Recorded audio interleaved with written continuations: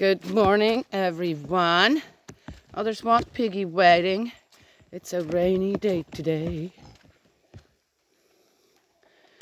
Jake followed me this time without his buddy Bo. That's because Bo's in the house. Jake has to stay out. He likes to go wake everybody up. Look at that. That's such a beautiful... I got fall colors all in my chickens. Chapter 10, Part 5. Good morning, everyone. Absolute happiness. Is it actually possible to attain absolute happiness? I'll give you a couple examples, and then you tell me that whoever has not gone through any of that cannot do that. Okay, the boy first. I feel very much guided when I do these things, when I do it right.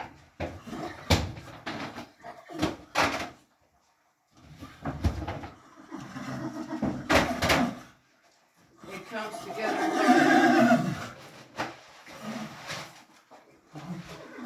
If not, for one reason or another, I get stopped. Okay, buddy, take it easy. I think you're going nowhere.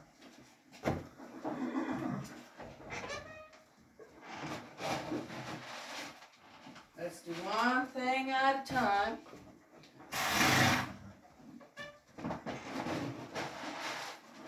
Women are great at multitasking. You guys ever notice that?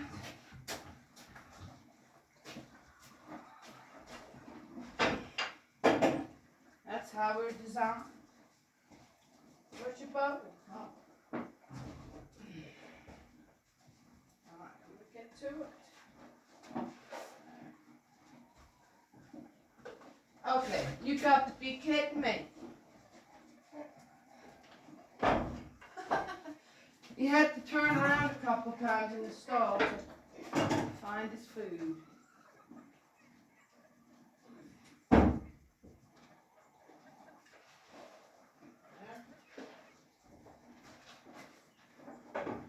Everyone's poop looks good. Yes. Oh, you wonder why I checked that? Oh. There. I like that. Thank you.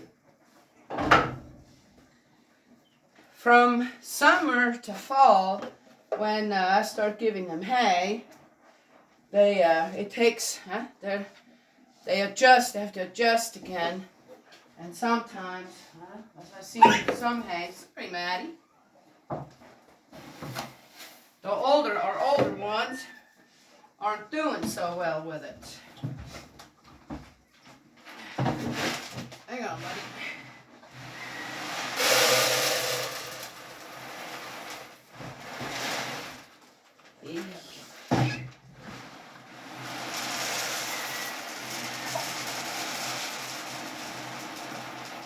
Come on, let it go. Come on. There. Should I give you guys a little of that too, huh? I know I've not had any goodies for you lately. Come on. That's because I'm here by myself. Come on. Come on, piggy, piggy.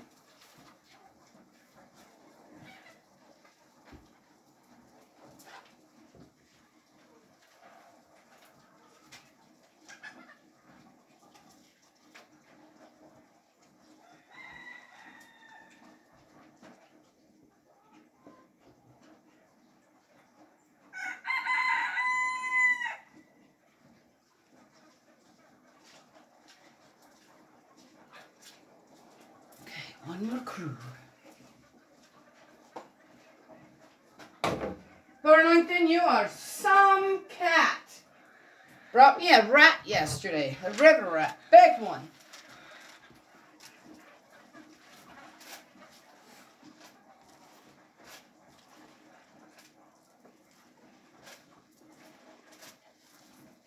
ago. Let's see if they're already over here. They're starting to kind of separate a little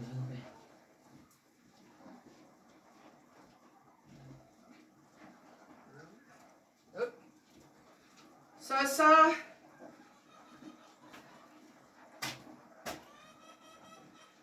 that was some time ago.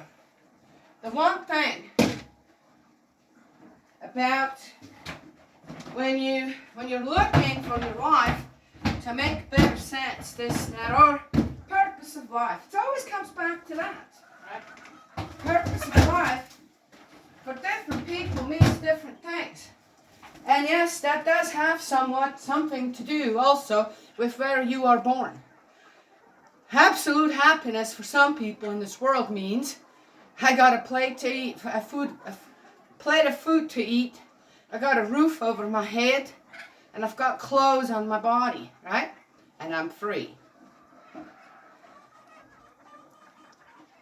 Some of them don't even need that fourth part. They're just happy with, right?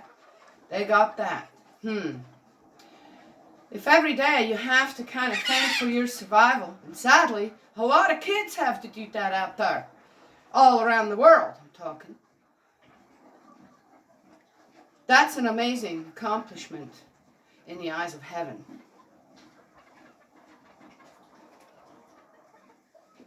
I watched some documentaries on children that were adopted into the United States from other countries.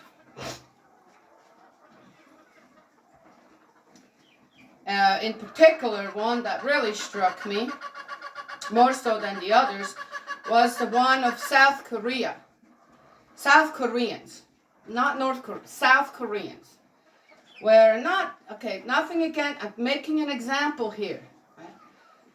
There are many other countries in this world where children are being adopted out to other countries, preferably the United States, right? Yeah. So these were all older people, between, I'd say, in their mid-30s to mid-50s maybe. And they were giving their story, and every one of them was a tearful story. Now, I had an instant reaction to that, okay? Instant reaction. And I had to say, okay, reflect before you react. And try to give it some understanding of what is going on in their hearts to mine as an adopted child from another country. And suddenly I say, oh,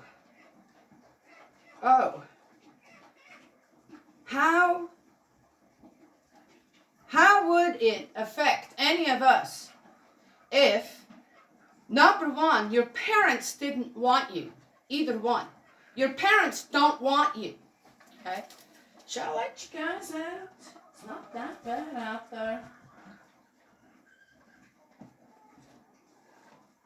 Right.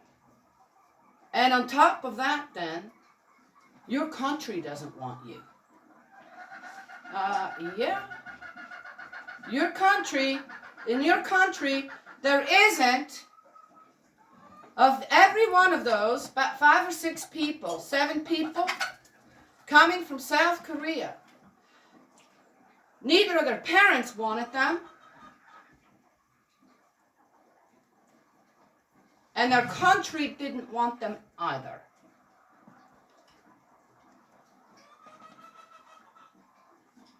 And they're being shipped off to another place where, number one, well, some of them, you could say, well, they were babies. It sound like they were babies when they came here, according to their stories. Okay, hang on, I'm going. They were already speaking the language, their native language, okay? And they were brought here. Hang on, gosh, boy.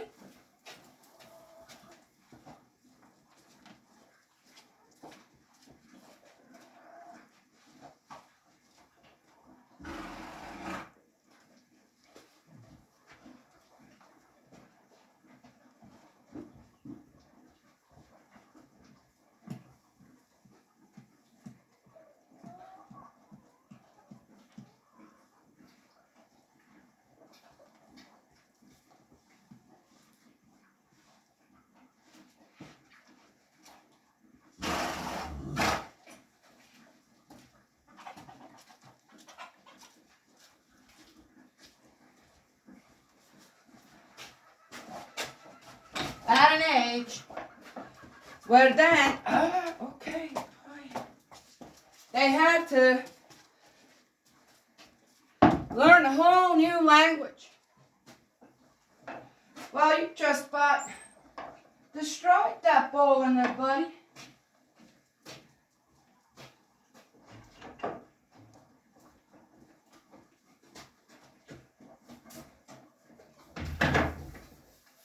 The people that they were around until then, they're suddenly gone.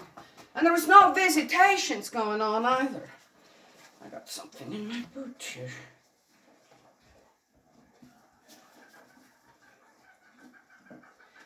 Anyway, you guys think about it. Now, when I came to this country as a 20-year-old, and then I was 21, I think, I was here all by myself, so decided to stay. And with new people, and new surround, I mean, yeah, you wouldn't believe it, but coming from Europe to the United States, there was some culture shock going on. I mean, the number one thing, whoa, I can't believe on how people think here over certain things. One of them was abortion. Throw me backwards a few feet when the first time casually someone mentioned, yeah, I had an abortion, I'm going to go and have one. What? Huh? Come again? That was, one wouldn't think, oh, come, what is, but, to me? That was, yeah. That was probably the first time I wondered, is this a good idea to stay in this country? All right. I love this country. I love being where I am at, okay? I'm talking about when I was 21. Had to make new friends, this, that, establish relationships.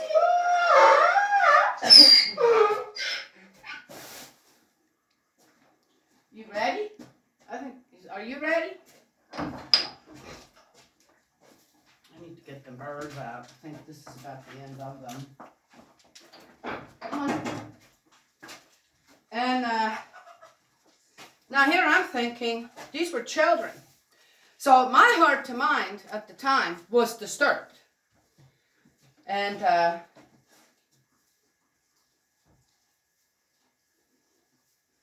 had to try and find my way through that maze of certain things, that also the waste in many different areas that I saw going on, coming from the country I came from, which one would think, no, people in Switzerland, they household very much with what they have. At least the way I grew up, the people that I saw around me there, can't speak for everyone there, okay?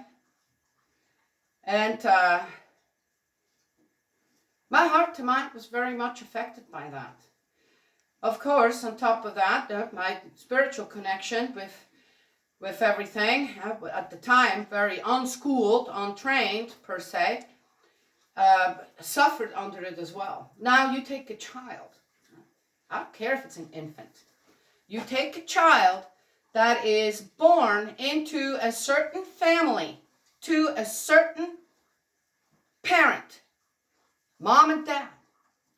And then on top of that, then it's being discarded, okay? For one reason or another. And then on top of that, because there's no one in your own country that's willing to raise you, it's being given away somewhere else. Completely, not just another country, another continent. Now you think that a child's heart to mind, regardless what age it is not affected by that?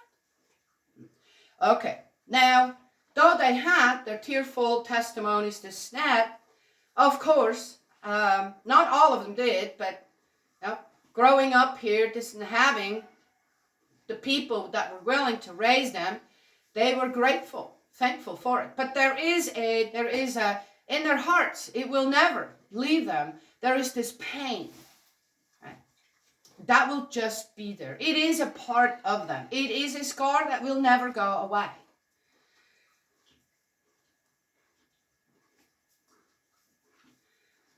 No doubt, they all looked like they are exceptional human beings. So there is that. That's an experience I have never. I mean, I can relate to trying to explain why I can relate to it, but I made that my own choice to stay here. I made my own choice to go someplace else and stay in a completely different country, different continent, learn another language. I didn't speak English when I got here. Learn another language, right? And make this my home. These children didn't have a choice. When you think about that now, right? But again, what did I have to do? I had my first thoughts on all that, okay? And then I suddenly said, wait. I have this reflect before you react. Yes.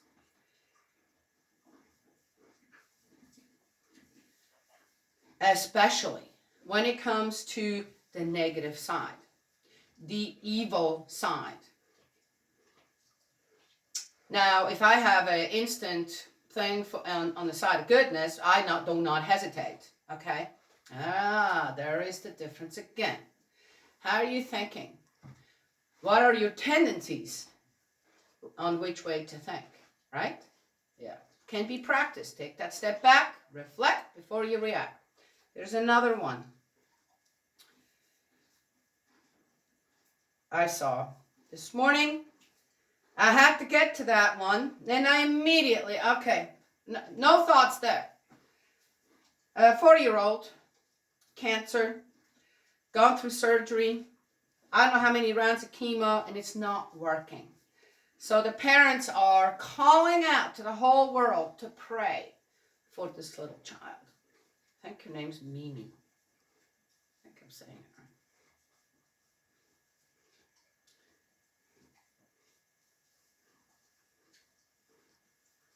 The plea in that mom's eyes will haunt me for a long time. And I will do my best. There, I don't have to think about it. I already know what needs to be done. And if it is God's will, it will happen. God's will is going to decide here. There is no one else is going to decide here. But if our true heart to mind is engaged with this family and that little 4-year-old that's already gone through hell.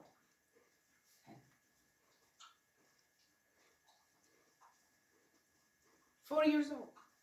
I don't know how many rounds, 3-4 rounds of chemo, surgery, probably most of her time has spent in the hospital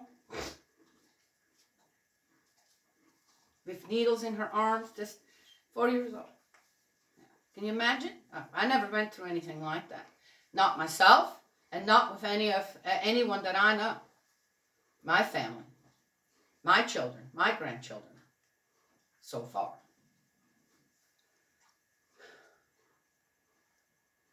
The interesting thing, it was a grandmother who pleaded with the rest of the world as well. So, I mentioned these two examples. If they do not exist in your world, in your environment, then you have no excuse to not be able to attain absolute happiness. And by doing that, and at least trying, right? Come on, buddy, where are you going? By at least trying to give absolute happiness a chance, by connecting your heart to mind to our Heavenly Parent and back.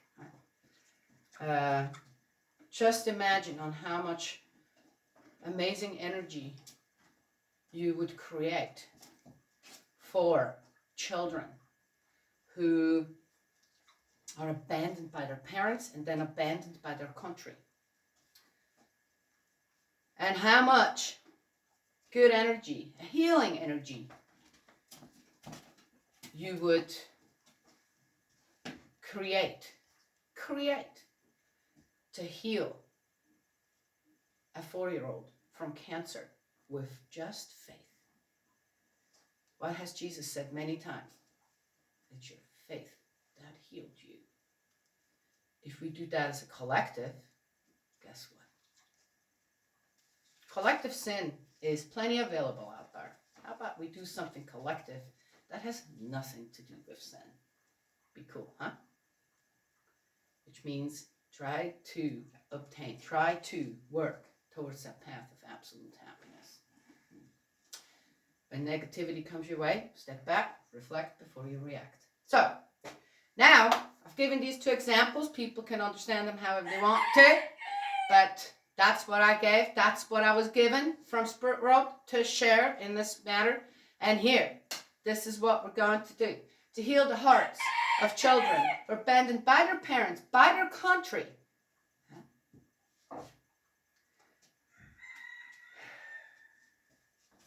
Because even though they may have the best parents now, adoptive parents, that's a scar that stays with them. It's not going to just fade away or go away. It will stay there. Abandonment as a child is it's a very sad thing. So, but we can help them as well as a collective in the world. Right? Can at least let them know, but you're accepted by the world. You are connected to our Heavenly Parent. That trumps everything, really. And then, children. I'm amazed on what medically is possible out there, per se, and the money spent in certain areas where they say, and children still take second place in all that. This girl is very well taken care of. It's not, but many children aren't. Oh, that's not a good place to sit down there, piggy. So, as for the end of this, let's all together pray a healing prayer. In this instance, it will be a healing prayer towards the heart and the spiritual. And the physical for that little girl. Then we got what? Yes, unity going on. So, O Father, who art in heaven, hallowed be thy name. Thy kingdom come. Thy will be done on earth as it is in heaven. Please give us this day our daily bread, and forgive us our trespasses, as we forgive those who trespass against us. And lead us not into temptation, yet deliver us from evil. For thine is the kingdom, and the power, and the glory, forever and ever. Amen. Adieu. Amen. Father, please heal the hearts of all them people being abandoned like that. And Father, please heal this little girl and all children out there suffering like that physically.